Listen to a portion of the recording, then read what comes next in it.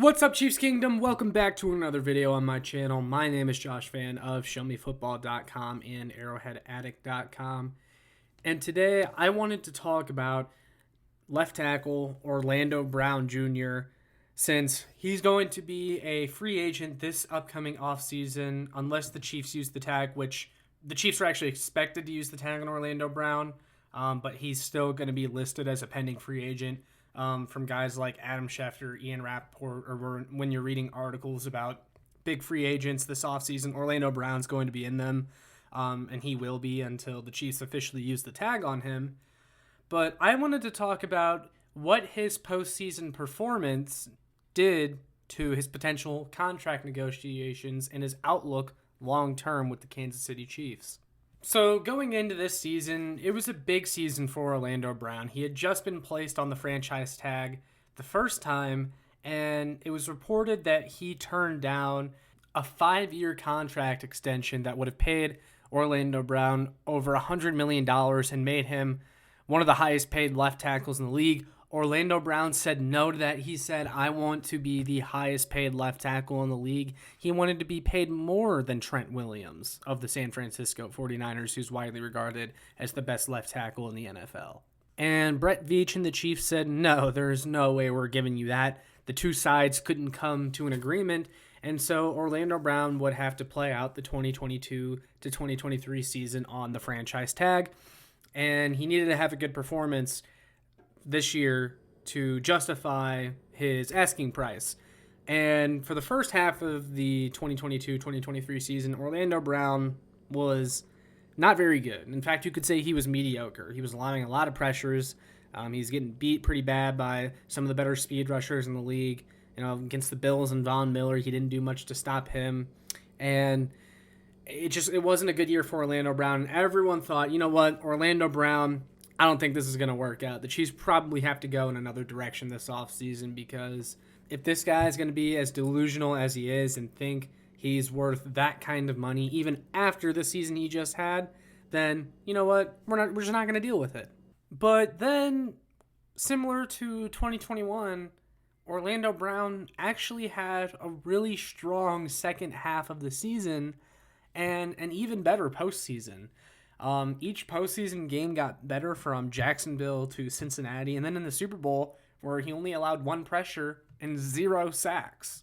And as he said, put it on a t-shirt. So the question now is, does Orlando Brown deserve to be paid by the Kansas City Chiefs? Does he deserve that contract that he was demanding in the offseason? Let's dive into this question. So, honestly, even when Orlando Brown was struggling, I was a big advocate for keeping Orlando Brown on the tag next year. And the reason is, and I know a lot of people said, oh my gosh, like Orlando Brown is so underwhelming. He's bad. He's terrible. I never agreed that he was terrible, and he definitely had a strong second half of the season. If you look at his performance as a whole throughout the season, he was about an average left tackle. Started out really rough, but the second half of the season numbers are really good. Again, similar to 2021, that's kind of how things were. So now you're just asking for consistency from Orlando Brown. But anyway, I was always a big advocate for keeping Orlando Brown on the tag, and here's why. If you guys have looked at the free agent left tackle market, there aren't many better left tackles than Orlando Brown. Like, if Orlando Brown actually hits the market, he would become the highest paid left tackle out of all the free agents. He is the best free agent left tackle if he hits the market. Secondly, where the Chiefs pick from in the draft isn't really a good enough spot to justify moving on from Orlando Brown, because before the Chiefs traded for Orlando Brown, we were talking about Samuel Cosmi or Liam Eichenberg or somebody like that at the end of the round. Guess what? None of those guys would have been, especially now, looking at how things have happened, none of those guys would have been a good day one starter at left tackle. If the Chiefs had legitimately started one of those guys at left tackle from day one as a rookie, Mahomes would have gotten killed in 2021. And I know what a lot of people are saying. Orlando Brown isn't much better. You can do a lot worse, or you can't do much worse than Orlando Brown. And actually, I'm here to tell you, you can do a lot worse than Orlando Brown. Trust me. The Chiefs just won the Super Bowl with Orlando Brown at left tackle. there is a world in which the Chiefs move on from Orlando Brown, draft a rookie. The rookie just isn't ready, and it's so bad that they can't win a Super Bowl. You now know that you can win a Super Bowl with Orlando Brown at left tackle. And how quickly people forget that Cam Irving started at left tackle for this team in 2019, and that was a disaster. So yeah, it can get a lot worse than Orlando Brown. Let's be honest about that. With that being said, is Orlando Brown perfect? No, he is not. And I don't think the Chiefs should go out there and overpay him because of his postseason performance. But I do think his postseason performance justifies paying him and keeping him around long term, even beyond the franchise tag. Again, I was always a proponent of keeping Orlando Brown on the franchise tag because I believe it's the best move. It gives the Chiefs the most flexibility.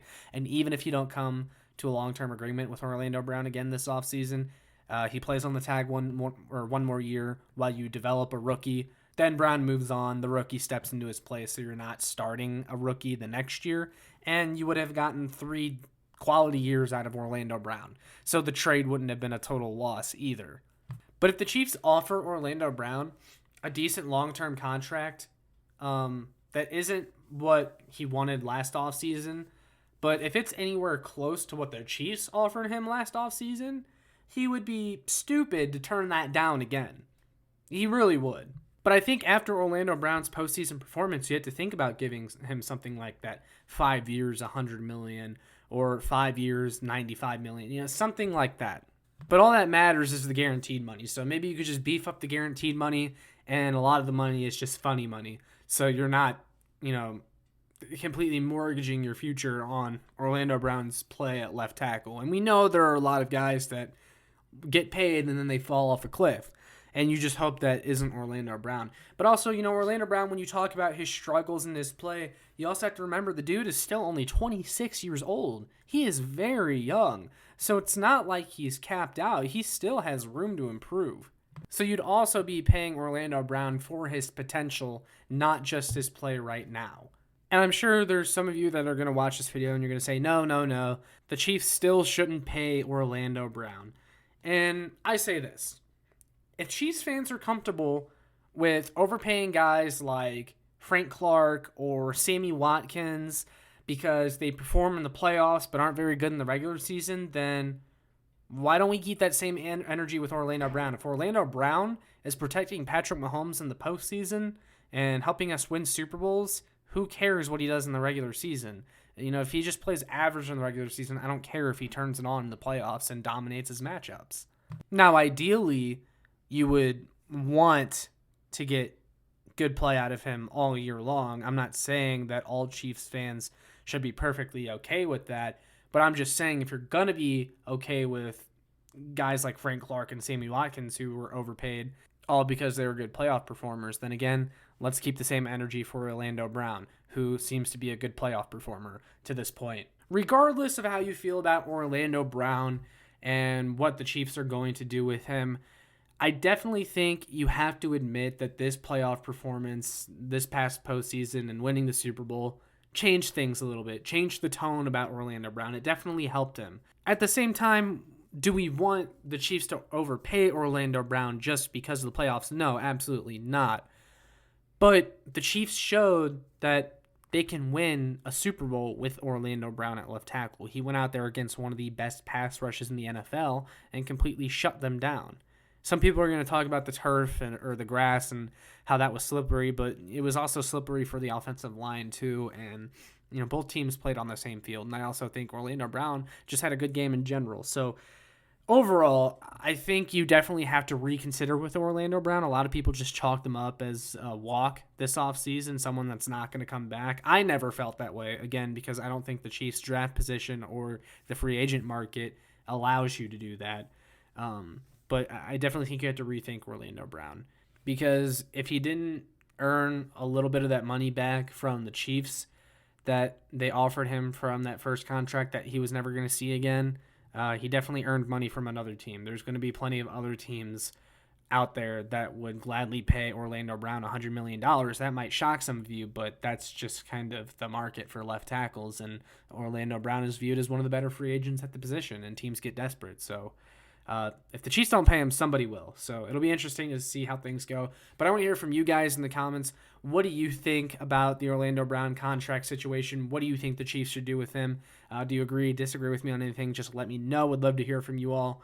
But all that being said, make sure you like, share, and subscribe so more Chiefs fans can find this. And make sure you check out my work on showmefootball.com and arrowheadaddict.com. And I will see you all in the next one. Go Chiefs!